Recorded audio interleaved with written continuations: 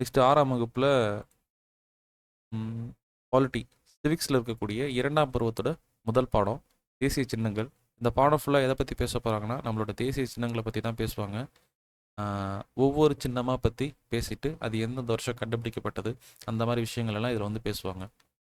இதில் எப்படின்னா வந்து ஒரு 2 ஸ்டூடெண்ட்ஸ் சேர்ந்து காட்டுக்கு போகிற மாதிரி இருக்கும்.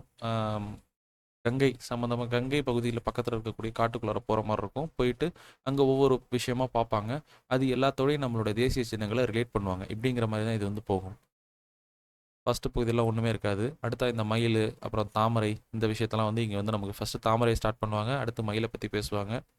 இந்த மயிலை பற்றி பேசுகிறப்போ மயிலுக்கு வந்து பார்க்குறப்போ குளிர்னு சொல்லிட்டு போர்வை கொடுத்தது யாருன்னா வந்து பேகன், குறுநில மன்னன். அவரை பற்றி இங்கே சொல்கிறாங்க இந்த இடத்துல. நெக்ஸ்ட் வந்து அடுத்ததான் வந்து தமிழ்நாட்டோட புதுக்கோட்டை மாவட்டத்தில் இருக்கக்கூடிய விராலிமலையில் தான் வந்து பார்த்தோன்னா மயில்களுக்கான சரணாலயம் அப்படிங்கிறது வந்து இருக்குது. மயில் நம்மளோட தேசிய பறவை. அவ்வளோதான், இந்த இடத்துல வேறு எதுவும் கிடையாது. அதுக்கப்புறம் அந்த கரியால் முதலை. கரியால் முதலைனா வந்து கங்கையில் வசிக்கக்கூடிய முதலை தான் கரியால் முதலை அப்படிங்கிற மாதிரி வந்து சொல்கிறாங்க. இந்த கரியால் முதலை மாதிரியே ஒன்று இருக்குன்னு சொல்லிட்டு சொல்கிறப்போ அது சொல்லுவாங்க, அது கரியால் முதலை இல்லை, டால்ஃபின் அப்படின்றாங்க. டால்ஃபின்னா அது வந்து தமிழில் வந்து ஓங்கில் அப்படிங்கிற வார்த்தையை வந்து யூஸ் பண்ணுறாங்க. ஓங்கில் அப்படிங்கிறது இது வந்து ஆற்று ஓங்கில். இது வந்து ஆற்றுல வசிக்கக்கூடிய ஓங்கில். நம்ம நாட்டில் ஆற்றுல இருக்கக்கூடிய டால்ஃபின்ஸும் இருக்குன்றாங்க. இது வந்து பார்க்குறப்போ அந்த கங்கையில் இருக்கக்கூடிய முதலை மாதிரியே தான் இருக்கும், ஆனால் ரெண்டும் வேற வேற. நெக்ஸ்ட் வந்து பார்த்தோன்னா இந்த ஓங்கில் இந்த டால்ஃபின் பொறுத்த வரைக்கும் என்ன பண்ணணும்னா வந்து மீயொலி அல்ட்ராசானிக் சவுண்ட்ஸை யூஸ் பண்ணி இரையை பிடிக்கும். எப்படின்னா இது இங்கே இருக்குன்னா தன்னுடைய அல்ட்ராசவுண்ட்ஸ் வந்து வேவ்ஸை அனுப்பும். இதை அனுப்பி இங்கே ஏதாவது ஒரு ஆப்ஜெக்ட் இருக்குன்னா, அதாவது இங்கே ஒரு மீன் இதெல்லாம் இருக்குன்னா இது மேலே பட்டு அதுக்கப்புறம் அது வந்து இதுக்கு வந்து தெரியும்.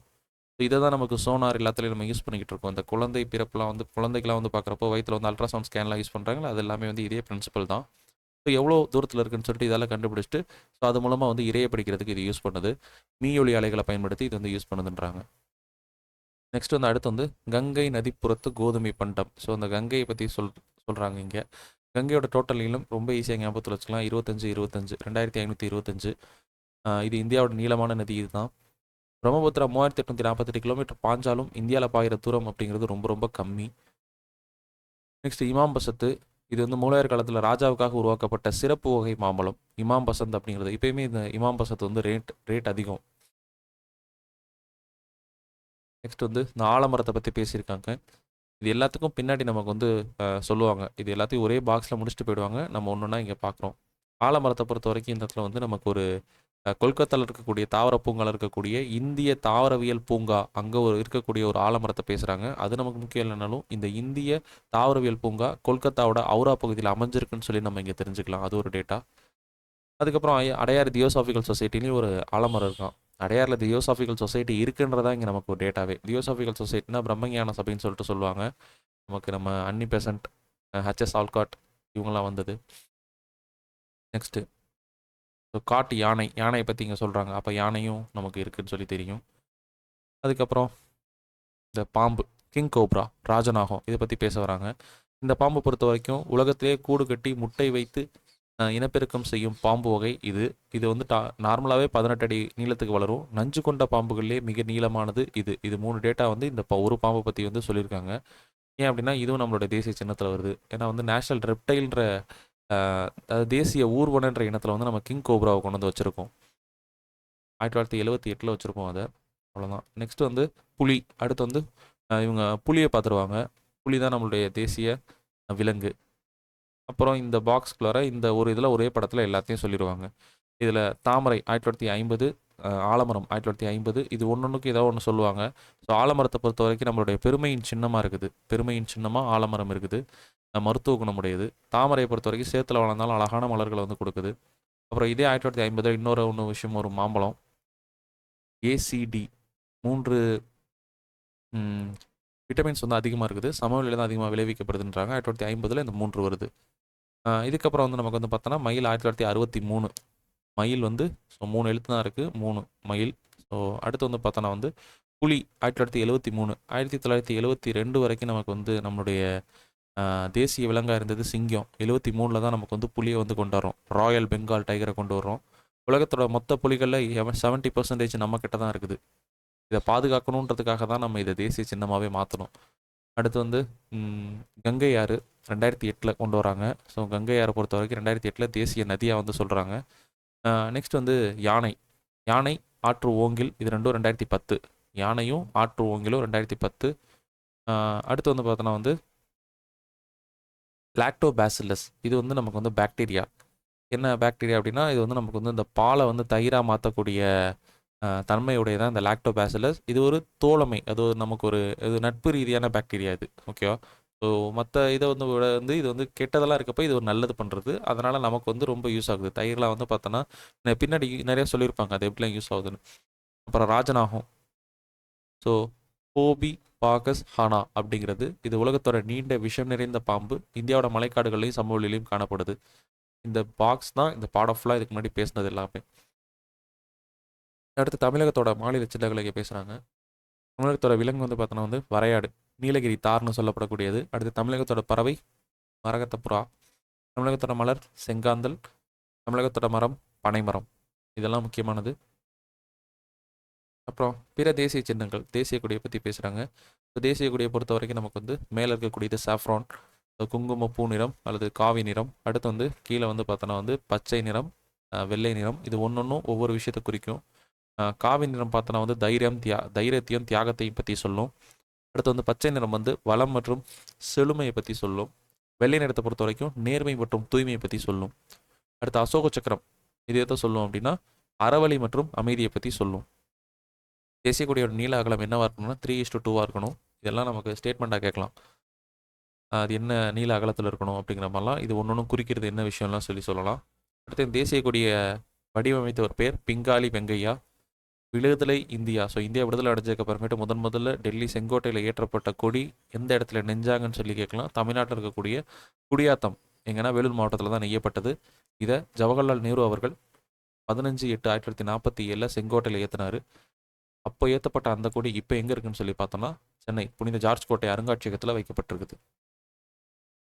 ஸோ இதில் அந்த அந்த அசோக சக்கரத்தை பற்றி இன்னும் கம்ப்ளீட் ஆகிட்டு இருக்கு. 24 ஆரக்கால்கள் வந்து அதில் வந்து இருக்குதுன்னு சொல்கிறாங்க. நெக்ஸ்ட் கொடிக்காத்த குமரன் 1932 வந்து ஒரு காந்தியை வந்து ஜெயிலில் போட்டதுனால அதை எதிர்த்து வந்து இவர் வந்து போராட்டம் பண்ணியிருப்பார். அந்த சூழ்நிலையில் கொடியை எடுத்துகிட்டு போகிறப்ப இவர் வந்து போலீஸ்காரங்க அடிக்கிறப்ப இவர் கொடியை கீழவே விடவே இல்லை. அப்படியே கொடியை கீழேயே விடாமல் அவங்க அடித்து அங்கே கொண்டாங்க. அதனால தான் இவர் கொடிக்காத்த குமரன் அப்படின்னு சொல்கிறாங்க. இவர் வந்து இவரோட நூற்றாண்டில் வந்து இந்திய அரசு அஞ்சல் தலை வெளியிட்டிருக்காங்க. அடுத்தது தேசிய லட்சணை, நேஷனல் எம்பலம். ஸோ சாரநாத் அசோகத்தூணில் இருக்கக்கூடிய நான்முக சின்னம் அதுதான் நம்ம தேசிய லட்சணை. ஜனவரி 26, 1950 இதை நம்ம ஏற்றுக்கிட்டோம். இதுக்கு கீழே வந்து பார்த்தோன்னா சத்தியமேவ ஜெயதே அப்படின்ற வார்த்தை பொறிக்கப்பட்டிருக்கு. இந்த சத்தியமேவ ஜெயதே அப்படிங்கிறது பார்த்தோன்னா முண்டக உபநிஷத்துலேருந்து எடுத்திருக்காங்க. இதோட பொருள் வாய்மையை வெல்லும் அப்படிங்கிறது. இந்த சிம்பலுக்கு இந்த எம்பலத்துக்கு மேலே கீழே 2 பகுதி இருக்குது. மேல் பகுதியில் 4 சிங்கங்கள் இருக்கும். ஸோ நமக்கு நார்மலாக 3 தான் தெரியும். 4வது சிங்கம் வந்து பின்னாடி இருக்கும். அடுத்து வந்து அடிப்பகுதி பொறுத்த வரைக்கும் வந்து அதில் நமக்கு சில விலங்குகள் குறிப்பிடப்பட்டிருக்கும். அந்த அசோக சக்கரத்துக்கு ரைட்டு லெஃப்ட்லாம் அதில் யானை வந்து பார்த்தோன்னா வந்து ஆற்றலை குறிக்கும். குதிரை வந்து பார்த்தோன்னா வந்து வேகத்தை குறிக்கும். இதெல்லாம் அந்த சிம்பல் இந்த எம்பலத்தில் இருக்குது. யானை இருக்குது, அது எதை குறிக்குதுன்னு கேட்டால் ஆற்றல். குதிரை வேகத்தை குறிக்குது. காளை கடின உழைப்பை குறிக்குது. சிங்கம் கம்பீரத்தை குறிக்குது. இதுக்கு நடுவில் தான் தர்ம சக்கரம் அமைஞ்சிருக்கு. ஸோ இதை பொறுத்த வரைக்கும் நம்மளோட பாஸ்போர்ட்டில் இருந்து இந்தியன் கவர்மெண்ட்டோட நம்மளுடைய சிம்பிள் ஏதாவது ஒரு விஷயத்துக்கு ஒரு ஸ்டாம்ப் எதுக்காக இருந்தாலும் நம்ம வந்து நேஷ்னல் எம்பலத்தை நம்ம யூஸ் பண்ணுறோம். அடுத்தது அசோகர் காலத்தில் இருந்த அந்த அசோகர் காலத்தில் தான் இந்த சின்னம் முதன்முறையாக வைக்கப்படுது. அப்போ வச்சிருந்த அந்த நான்முக சிங்கத்தை இப்போ சாரநாத் அருங்காட்சியகத்தில் வந்து பாதுகாக்கப்படுது வச்சு. அடுத்து தேசிய கீதம் ஜனகண மன, இதுதான் நம்மளோட தேசிய கீதம். இது இந்தியாவோட இறையாண்மை மற்றும் ஒருமைப்பாட்டிற்கு அடையாள சான்றாக விளங்குது. இது எழுதினவர் பார்த்தோன்னா ரவீந்திரநாத் தாகூர். ஒரு நிமிஷம். ரவீந்திரநாத் தாகூர் இதை வங்க மொழியில் தான் எழுதினார். இதோட இந்தி மொழியாக்கத்தை ஜனவரி 24, 1950 நம்ம இந்திய அரசமைப்பு நிர்ணய சபையால் தேசிய கீதமாக நம்ம ஏற்றுக்கிட்டோம். சரி, இந்திய அரசமைப்பு சபையால், அரசமைப்பு நிர்ணய சபை தான் நமக்கு வந்து அதுக்கப்புறம் வந்து இதாக மாறிடுது.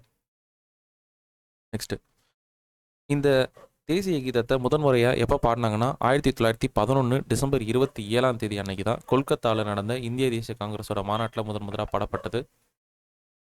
பாடுறப்போ நம்ம என்னென்ன ரூல்ஸ் இருக்குது அப்படின்னு சொல்லி பார்ப்போம். டோட்டலாக 52 வினாடிகளில் பாடப்படணும். இது ஒரு முக்கியமான டேட்டா. எத்தனை வினாடிகளில் பாடப்படணும்னா 52 வினாடிகளில் பாடப்படணும்.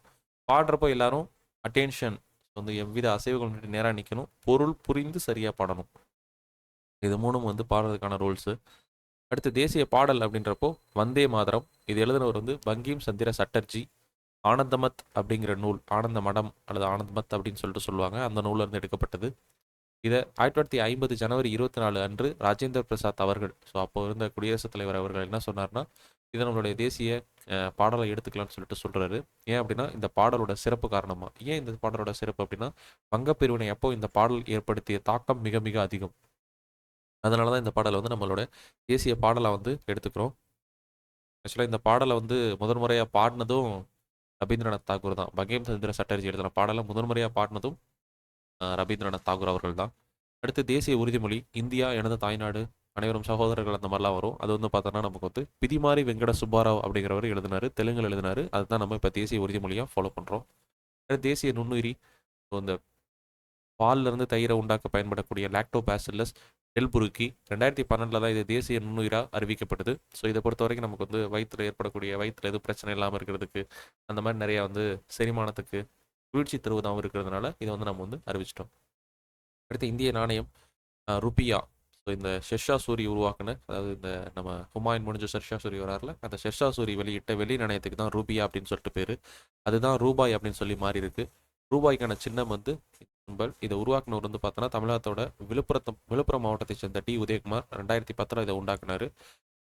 இந்த ரூபியா தான் நம்மளுடைய ரூபாயாக மாறி இருக்குது ஷெர்ஷா சூரி காரணமாக. அடுத்தது தேசிய நாட்காட்டி. கனிஷ்கர் ஆட்சிக்கு வந்த கிபி 78ஆம் ஆண்டு தான் நமக்கு சக ஆண்டு, அந்த வருஷத்துல தான் இந்தியாவோட நாட்காட்டி தொடங்குது.